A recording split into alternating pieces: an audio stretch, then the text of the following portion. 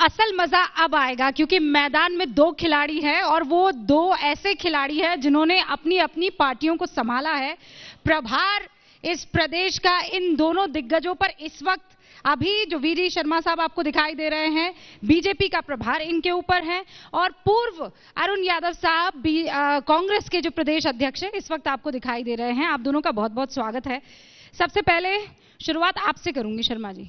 वजह इसलिए क्योंकि टीचर की तरह आप लोग देख रहे थे कि एक साल इनका कैसे निकला है, कलेजे पर एकदम पत्थर रखकर देख रहे थे एक साल कैसा निकला है। कैसा निकला? माइक जी, माइक अरुण जी, यादव जी सॉरी। देखिए, प्रदेश में एक निर्वाचित सरकार हमने बनाई थी। इस प्रदेश की जनता ने सरकार बनाई थी और एक परंपरा देश में भी चल पड़ी है, खरीद फरोख्त करो, विधायक खरीदो और सत्ता में आओ। 15 साल भारतीय जनता पार्टी को यहाँ मौका मिला और 15 साल का लेखा जोखा के बारे में अभी चर्चा होगी, आपसे हम लोग करेंगे। एक साल माननीय कमलनाथ जी का नेतृत्व प्रदेश को मिला। हमने जो कहा सो हमने किया। हमने प्रदेश की जनता को अनेक वचन दिए और मुझे गर्व है ये कहते हुए कि 1.5 साल का मौका हमको मिला। हमने सबसे बड़ी कर्ज माफी की योजना इस प्रदेश में चलाई और 24 लाख किसानों का 12,000 करोड़ का कर्ज माफ हमारी सरकार ने यहां पर किया। हमने सस्ती बिजली दी किसानों को, गरीबों को बिजली दी, वृद्धावन साहब पेंशन हमने बढ़ाई। यादव जी, लेकिन रैली को थोड़ी हम संबोधित कर रहे हैं। आपने इतना कुछ किया फिर भी सरकार आपकी चली गई। सरकार क्यों गई है उसका एनालिसिस आप करिए। इस देश में, मैंने पहले कहा, आपने शायद सुना नहीं मेरी बात को, एक परंपरा चल पड़ी है कि निर्वाचित सरकारों को खरीदो, निर्वाचित सरकारों के विधायकों को खरीदो और सरकार बनाओ। कर्नाटक में हुआ, राजस्थान में हुआ, मध्य प्रदेश में हुआ। इस देश के अनेक राज्यों में ये प्रयास लगातार सतत चल रहा है। तो बीजेपी और आपको जीने नहीं दे रही है। देश के लोकतंत्र की एक निर्वाचित सरकार लोकतंत्र को की हत्या करने का बार बार प्रयास देश में और प्रदेश में भी हो रहा है। मेरा सवाल सुनिए, आप बीजेपी आपको कहीं भी जीने नहीं दे रही है। देखिए, ये तो सत्ता का मदमस्त कहते हैं ना, सत्ता सर पर चढ़ी हुई भारतीय जनता पार्टी के लोगों को, तो ये कुछ दिनों में उतर जाएगी।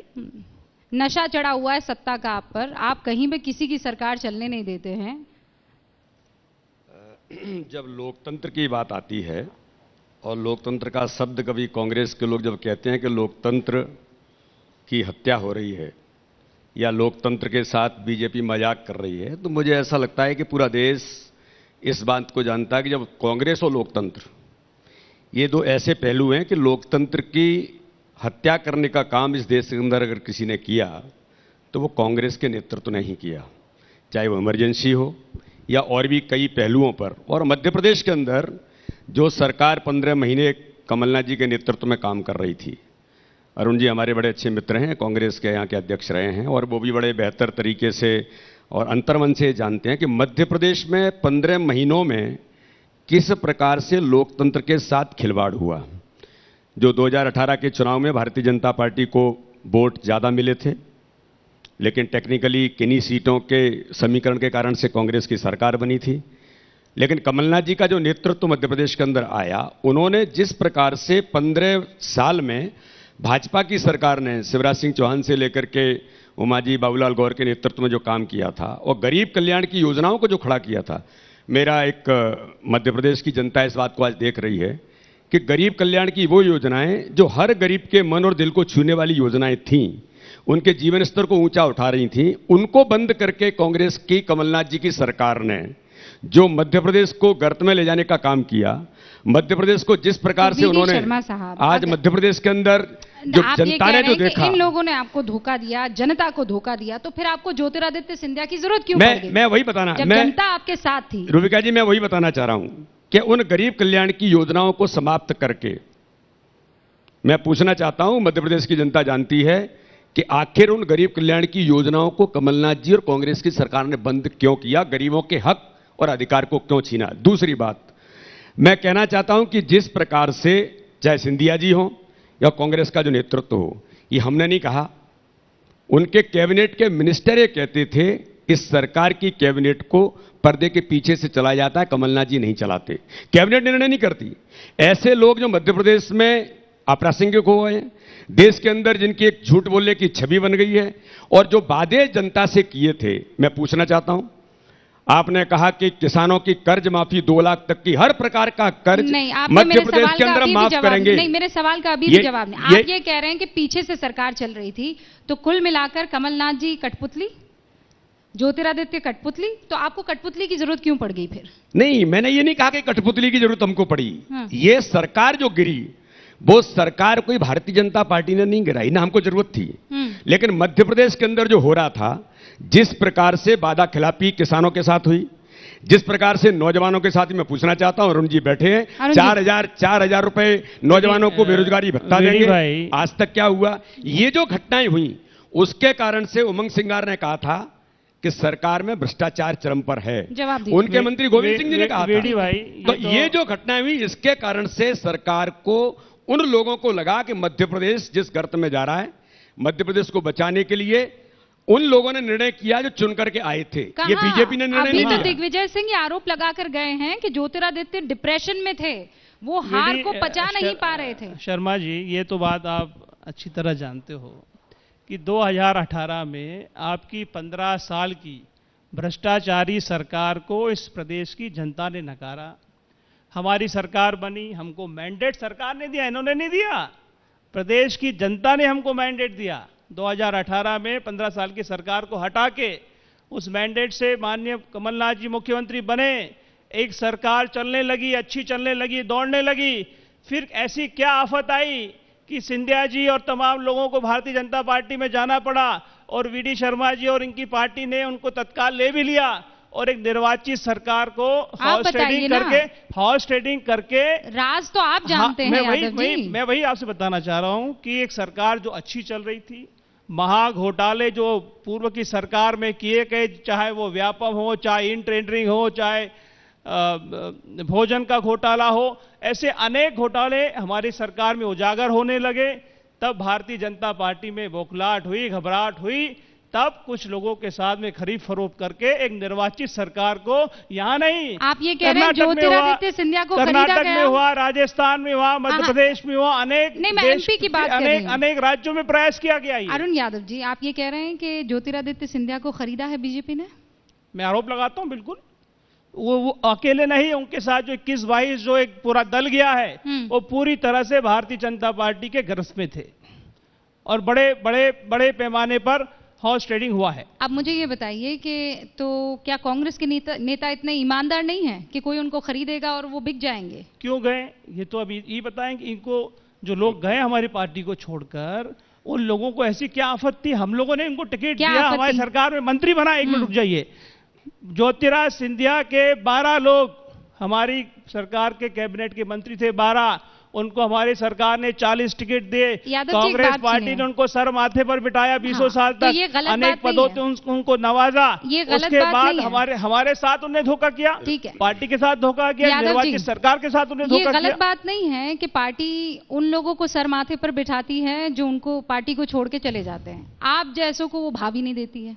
नहीं, ऐसा कुछ नहीं। मैं अरुण यादव, आप पूरा मध्य प्रदेश जानता है, ex minister, x cabinet minister, केंद्र की सरकार का मिनिस्टर, प्रदेश कांग्रेस कमेटी का पूर्व अध्यक्ष, अभी भी कांग्रेस पार्टी का एक मजबूत कार्यकर्ता। पार्टी ने आपको बहुत कुछ दिया, अब और कुछ नहीं चाहिए? मुझे दिया, मेरे परिवार को दिया, छोटे भाई को दिया। आपको और कुछ नहीं चाहिए? मैं एकदम संतुष्ट हूं, संतुष्ट हैं। ज्योतिरादित्य को संतुष्ट नहीं कर पाए। एक तो मैं कहना चाहूंगा कि अरुण जी अभी कह रहे थे कि हमको जनता ने चुना। जनता ने तो आपको इसलिए नहीं चुना क्योंकि आप टेक्निकली कुछ सीटों से सरकार में आए थे। बहुमत लोकतंत्र में भारतीय जनता पार्टी को वोट ज्यादा मिला था चुनाव में 2018 में, एक बात। दूसरी बात, जो नेता आपके सामने चेहरे के तौर पर था, वो जनता के सामने नहीं था चुनाव में। एक ऐसे नेता को जिसका जमीन से, जनता से, गरीब से, किसान से कोई संबंध नहीं था, वो मध्य प्रदेश के मुख्यमंत्री बन गए थे। तीसरी बात मैं जो कहना चाहता हूं कि जिस प्रकार से उन्होंने कहा कि मध्य प्रदेश के अंदर इन सब लोगों को जो खरीदा गया, मैं उसी बात पर आना चाहता हूं कि मध्य प्रदेश के अंदर चाहे माननीय ज्योतिरादित्य सिंधिया जी हो, या मैंने जिन मिनिस्टर्स के नाम भी बताए उनके साथ में आज उमंग सिंगार, उन्होंने क्या कहा था? गोविंद सिंह जी ने कहा था कि जिस प्रकार से भ्रष्टाचार हो रहा है, कैबिनेट मिनिस्टर रहते हुए कांग्रेस के, और ये पैसा ऊपर तक जाता है। कहां तक जाता है ये पैसा? यानी या तो ऊपर जाता है या फिर मध्य प्रदेश के मुख्यमंत्री के। और तो... दूसरी बात रुबिका जी मैं कहना चाहता हूं कि जिस प्रकार से जब छापे पड़ते हैं, माननीय मुख्यमंत्री कमलनाथ जी के पीए के पास 283 करोड़ रुपए ऑफिशियली पकड़ा जाता है। जिन आरोपों को अभी अरुण जी लगा रहे हैं, जरा मुझे बताएं, ये तो 283 करोड़ जो हमारे माननीय मुख्यमंत्री से लेकर के प्रदेश के अंदर कहा जाता है कि दलालों का अड्डा बल्लभ भवन कमलनाथ जी के नेतृत्व में बन गया था, ये कहां से आए 283 करोड़? गरीबों के कल्याण की योजनाएं बंद की। आपके पास मध्य प्रदेश के अंदर कोविड का महामारी का संकट आ गया था, आपके पास पैसा नहीं था, कोई चिंता नहीं थी, लेकिन आपको इन चीजों के लिए, भ्रष्टाचार के लिए तो प्रूफ भ्रष्टाचार कांग्रेस के नेतृत्व में, कमलनाथ जी के नेतृत्व में हुआ है। देखिए, मैं वही आपसे मैंने पहले भी आपसे दोबारा रिपीट करता हूं कि यहां इस प्रदेश में एक महाघोटालों की सरकार 15 साल तक जिसने राज किया, व्यापम जैसा महाघोटाला हुआ, ई टेंडरिंग हुआ, और व्यापम का व्यापम नंबर 2 भी हो गया है। अभी लेटेस्ट में वीडी भाई को पता है, अभी कुछ दिन पहले व्यापम 2 भी यहां हो गया है। यहां पर कृषि विभाग के कृषि विस्तार अधिकारियों की नौकरी लगी, एक जिले के 10 लोगों की नौकरी लग गई, और जो 10 लोग लगे उसमें से कुछ चहेते कुछ एक विशेष व्यक्ति के हैं जो भारतीय जनता पार्टी के उच्च पद पर हैं। यह व्यापम घोटाला नंबर 2 अभी हुआ लेटेस्ट में यहां पर मध्य प्रदेश में। तो हमने तो उन घोटालों को उजागर करने की योजना बनाई। तो सिर्फ उजागर क्यों किया? 15 महीने थे ना, तो आपने किसी को सलाखों के पीछे क्यों नहीं डाला? आपने किसी को गिरफ्तार क्यों नहीं किया? टेंडरिंग की जांच शुरू हो गई थी, व्यापम घोटाले की जांच शुरू हो गई थी, तब ना ये भोगलाट भारतीय जनता पार्टी में। तो हमने और भी काम किए सरकार में, हमने किसानों की इतनी बड़ी कर्जमाफी की योजना कराई। काम कर रहा होता है, जांच जिसे करनी है वो जांच करेगा। हमने ही उसको इनिशिएट किया था। 1 मिनट, जब इतना बड़ा घोटाला हुआ यादव जी, 15 साल में लोगों ने इनको सलाखों के पीछे क्यों नहीं भेजा? 15 साल का जो महाघोटाला है तो उसको इनिशिएट हमने ही किए। उन दोनों घोटालों को हमने इनिशिएट किया, उस पर कार्रवाई करने की मांग भी हमारी सरकार द्वारा ही शुरू की गई थी, और कार्रवाई भी हमने शुरू की थी उस समय 1.5 साल पहले। 15 महीने का हमको समय मिला। आप ही लोगों के मंत्री कहने लगे कि पैसा कहीं इधर उधर जाने लगा है। ये तो झूठा आरोप लगा रहे हैं वीडी भाई, मैं इनसे सहमत नहीं हूं। मैं एक बात कहना चाहता हूं कि अरुण जी बार बार किसान कर्ज माफी की बात कर रहे हैं। किसानों का कर्ज माफी का 2 लाख तक का उन्होंने जो घोषणा की थी, जिसके आधार पर भ्रम में आकर के छल कपट जनता के साथ जो किया था और सरकार बन गई थी, ऑफिशियली अरुण जी ये बताएं 56,000 करोड़ रुपए किसानों के कर्ज माफी के लिए चाहिए था। नहीं, अभी आपने विधानसभा में प्रश्न लगा करके पूछा था कितने किसानों का कर्ज माफ हुआ? मैं 6,000 करोड़ रुपए, 6,000 करोड़ रुपए किसानों का कर्ज माफी मध्य प्रदेश के अंदर हुआ है। आपने बजट में प्रावधान नहीं किया, आपने उसके बारे में चिंता नहीं की, बल्कि फार्म नीला पीला अलग अलग प्रकार के फॉर्म बना दिए, फिर उसमें किसानों को उलझाया और किसान उलझते रहे। एक किसान मध्य प्रदेश के अंदर ये बता दे कि सब मेरा कर्ज माफ हुआ। बल्कि मैं और बताना चाहता हूं कि किसान मुझे मिले आकर के उन्होंने कहा कि सर्टिफिकेट साहब हमको दिया है, ये हमारा पहले ही हम जमा कर चुके हैं किस्त, और हमको कहा जा रहा है कि आपको किसान कर्ज माफी हमने कर दी। एमपी के किसान आपको मिले? मध्य प्रदेश के किसान, मध्य प्रदेश के किसान, पंजाब के किसान मिले आपसे? देखिए, पंजाब के किसान, वेस्टर्न यूपी के किसान मिले आपसे? पंजाब के किसान हो या हरियाणा के किसान, सरकार के खिलाफ बैठे हुए हैं वो जो किसान बैठे हैं उनके बारे में पूरा देश जानता है। क्या जानता है? उनके बारे में किसान कानून को लेकर माननीय प्रधानमंत्री से लेकर माननीय कृषि मंत्री और भारत की सरकार ने ओपन कहा है मध्य प्रदेश के अंदर, आइए बहस करिए, क्या चाहते हैं परिवर्तन करने के लिए बात के लिए सरकार हमेशा तैयार रही है। मैं भी वही लेकिन वो खालिस्तान जिंदाबाद के नारे अगर उस आंदोलन में लगे, तिरंगे का अपमान उस आंदोलन में हो, और तथा कथित ऐसे वामपंथी जो देश को अस्थिर करना चाहते हैं वो उसमें इन्वॉल्व होकर के आंदोलन और भारत के प्रधानमंत्री की छवि खराब करने के लिए इस प्रकार की चीजों का उपयोग करें, तो ये देश बहुत अच्छे तरीके से जानता है, और उसी का परिणाम है माननीय प्रधानमंत्री ने कहा है हम सच्चे हैं। अरुण यादव जी चैलेंज कर रहे हैं। मैं वीडी भाई को 2 चीजें, आप उन किसानों के साथ हैं। 1 मिनट मुझे मेरी बात कह लेने दीजिए, मैं इनको अपडेट करना चाहता हूं। मैं जो कह रहा हूं ये विधानसभा के पटल पर है, मैं नहीं कह रहा हूं, चाहे तो इनकी सरकार आंकड़े निकाल ले। मध्य प्रदेश में 12,000 करोड़ रुपया कर्ज माफी किसानों की हुई और 24 लाख से अधिक किसानों का मध्य प्रदेश का कर्जा माफ हुआ। ये मैंने कितना होना चाहिए, मैंने कहा ना कितना होना चाहिए बताना। मुझे अपडेट करने दीजिए। ये 1.5 साल ही तो हुआ हमें सरकार को शुरू हुए, 1.5 साल ही तो मिला था हमें काम करने का। मैं 1.5 साल के आंकड़े बता रहा हूं। अगर 5 साल होता तो एक एक किसान का कर्जा माफ हम करते। हमने 14,000 करोड़ माफ किया। मैं राहुल गांधी की गिनती याद दिला दूं। 1, 2, 3, 4, 5, 6, 7, 8, 9, 10 दिन में कर्जा होगा माफ। तो माफ किया हमने मैडम, आपको शायद जानकारी, आपको जानकारी नहीं है। 1.5 साल कम था। आपके अध्यक्ष पूर्व कह गए कि 10 दिन, आप कह रहे हैं 1.5 साल कम था। हमने कर्ज माफी की एक हमने योजना बनाई थी। उस योजना के अंतर्गत सेग्रीगेट किया गया। पहले 2 लाख, फिर 1.5 लाख, फिर 50,000, ऐसा सेग्रीगेशन हुआ। 2 लाख से पहले कर्ज माफ किए। को गलत जानकारी थी, 10 दिन में नहीं हो सकता था कर्जा माफ। लेकिन हमने जो कहा सो हमने किया। ये तो कर्ज किसानों की कर्ज माफी की बात भी करने को तैयार नहीं है। इनके मुख्यमंत्री ने और भारतीय जनता पार्टी की सरकार ने तो मना कर दिया, प्रदेश में कर्ज माफी नहीं होगी। आप कर्ज माफ नहीं करेंगे? अरुण जी, भारत के अंदर माननीय प्रधानमंत्री जी ने किसानों के जीवन स्तर को ऊंचा उठाने के लिए, आय दोगुनी करने से लेकर के उन किसानों को हम कैसे सशक्त बना सकते हैं, नहीं कर्जा माफी पर पहले मध्य प्रदेश के अंदर मैं कह रहा हूं, प्रधानमंत्री जी के द्वारा जो प्रधानमंत्री किसान सम्मान निधि मध्य प्रदेश के अंदर 78 लाख किसानों को लाभान्वित किया है। मध्य प्रदेश के मुख्यमंत्री ने 4,000 रुपए किसान सम्मान निधि के माध्यम से मध्य प्रदेश के अंदर अरे माइक आपका पूछिए। 57 भाई कर्जा माफ होगा, 57 लाख लोगों को 1150 करोड़ रुपए किसानों के खाते में डाला है। पूरे मध्य प्रदेश के अंदर माननीय मुख्यमंत्री कोविड के महामारी के संकट में चौथी बार मुख्यमंत्री बनने के बाद 1 करोड़ 18 लाख रुपए अभी किसानों के और गरीबों के खाते में। अरुण जी, भारतीय जनता पार्टी की सरकार ने उनके जीवन स्तर को ऊंचा उठाने चर्चा हो रही है। बस मुझे इतना बता दीजिए, आप लोग इस पे यकीन नहीं रखते हैं कि किसानों का कर्जा माफ होना चाहिए? देखिए, हम किसानों के जीवन स्तर को ऊंचा उठाना चाहते हैं। हाँ, तो इसे सीधी लाइन में किसानों के बारे में हम प्रलोभन नहीं देना चाहते। रूबिका जी, मैं यही पूछना चाहता हूं, आपने प्रलोभन दिया कि 2 लाख तक के किसानों का कर्जा माफ करेंगे, तो आपको अगर माननीय सिंधिया जी के नेतृत्व में जिन लोगों ने मध्य प्रदेश को बचाने का काम किया, मैंने गरीब कल्याण की योजनाओं की बात की, जवाब दें क्यों बंद की? संबल योजना से लेकर के ऐसे गरीबों के, अरे लाडली लक्ष्मी जो कन्यादान योजना जिसमें हम 25,000 रुपए देते थे बेटियों के लिए, भांजियों की शादी के लिए, माननीय मुख्यमंत्री ने कहा था 51,000 देंगे।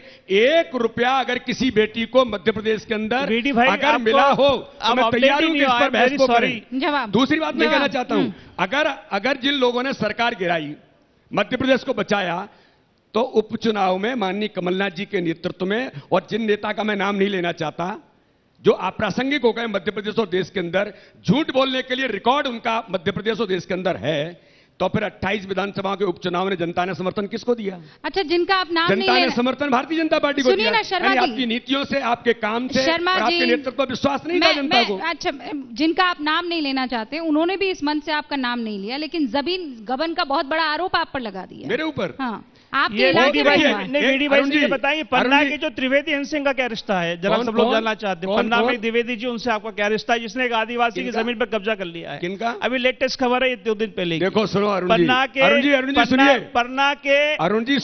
आदिवासियों की जमीन पर एक भारतीय जनता पार्टी के नेता ने कब्जा किया। वो कब्जाधारी त्रिवेदी द्विवेदी जो है, वो इनका क्या रिश्ता है, भारतीय जनता पार्टी क्या रिश्ता, कृपया बताएं। शर्मा जी, एक चीज मैं बताता हूं, माननीय मुख्यमंत्री जी पूर्व में रहे, जो अभी आपके यहां बैठे थे, जब लोग ये हुआ था व्यापम का घोटाला, व्यापम के घोटाले में उन्होंने कहा लोकसभा में, विधानसभा के बाहर निकलते हुए, कि बीडी शर्मा इस घोटाले के सबसे बड़े किरदार हैं। हाँ। मैंने उनके खिलाफ कोर्ट में जाकर के, आज भी वो केस चल रहा है, तो अभी चलेगा उनको केस? जवाब देना पड़ेगा इसका। अभी ये झूठ बोल करके दुनिया नहीं चलती है। आपने पिछला बताया, और अभी जो आरोप लगा कर गए उस पर भी डेफेमेशन केस ठोकेंगे? सारी चीजों पर कह रहा हूं मैं। हाँ। बीडी शर्मा जी वो शख्स हैं, व्यापम 2 का भी कृपया खुलासा करें। व्यापम 2 का खुलासा भी कृपया पूर्वक होना चाहिए, सबके सामने होना चाहिए कि व्यापम 2 में क्या हुआ और कौन लोग उसमें लिप्त थे। मैं वही कह रहा हूं, व्यापम का घोटाला उठाने वाले बीडी शर्मा हैं। अच्छा, व्यापम से लेकर के ऐसे जो लोग घोटाले हुए थे, किसी ने किए तो वो जेल के अंदर गए, कोई नहीं बचता। और चाय को ही आज मध्य प्रदेश की सरकार ने, इन्होंने तो, इनके माननीय मुख्यमंत्री जी ने जो शुरू किया था, मैं पूछना चाहता हूं उसमें, उसके अंदर तो उन्होंने चुन चुन करके भाजपा के कार्यकर्ताओं पर अतिक्रमण और ये आक्रमण किया था। इनके एक नेता ने कहा था कि ये कमलनाथ जी मत करिए। मध्य प्रदेश के अंदर माननीय शिवराज सिंह चौहान के नेतृत्व में अतिक्रमण का जो अभियान है, कोई नहीं बचेगा, चाहे वो किसी से जुड़ा हो, चाहे वो किसी दल से जुड़ा हो या किसी नेता से जुड़ा हो, ऐसे कोई नहीं बच सकते मध्य प्रदेश के अंदर। यादव जी वक्त की कमी है मेरे पास। कंक्लूजन में आपसे 10 सेकंड वीडी भाई, कर्ज माफी होगी कि नहीं होगी? व्यापम 2 क्या है उसका खुलासा करिए। हमारी सरकार ने किसानों का कर्ज माफ किया, आप करोगे नहीं करोगे बता दीजिए। सबको, पूरी प्रदेश की जनता को ये आपको बताना होगा। और जो 3 काले कानून आपने बनाए हैं, जिसके चलते आज लाखों की तादाद में देश का किसान सड़कों पर है, आंदोलन कर रहा है, उसके बारे में आप क्या कहने वाले? इसका जवाब मैं बीजेपी के दूसरे जो यहाँ पर प्रवक्ता बैठेंगे मैं जरूर लूंगी, ये वादा कर लेती हूँ, क्योंकि बाकी सारे सेशंस हमारे लाइंड अप हैं और वक्त की मेरे पास बहुत कमी है। बहुत बहुत शुक्रिया आप दोनों का यहाँ पर इस धुआंधार सेशन को अंजाम देने के लिए। एबीपी न्यूज आपको रखे आगे।